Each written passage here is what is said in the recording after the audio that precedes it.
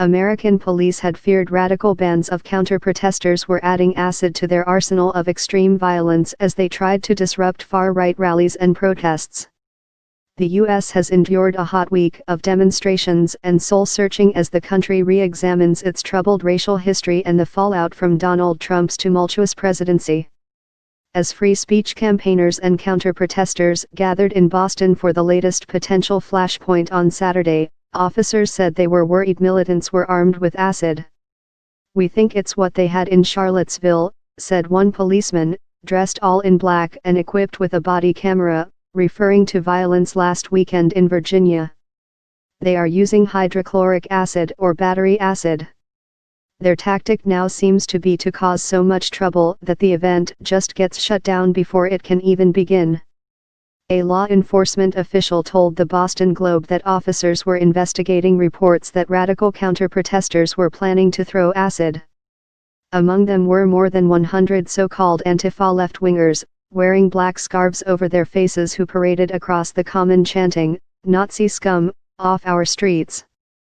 They are becoming a familiar sight as white supremacists assert their right to rally, one side in a bitter summer of discontent.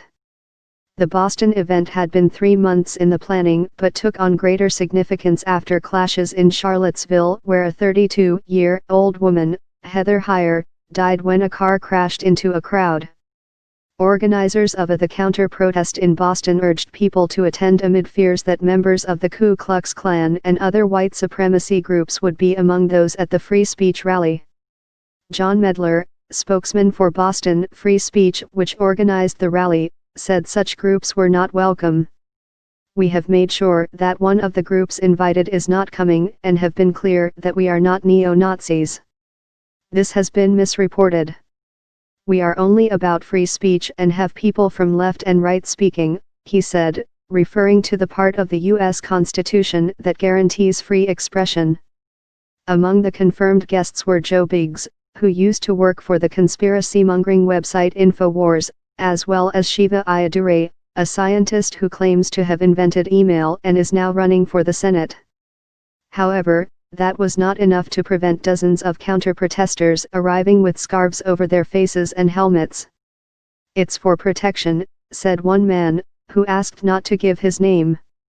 Charlottesville far-right protest in Dallas. Police used horses to break up a scuffle at a cemetery between people rallying against white supremacy and supporters of Confederate monuments. About 2,300 people, according to police estimates, showed up for a rally against racism at City Hall Plaza, not far from the cemetery. The group shouted, "Take them down," referring to the monument.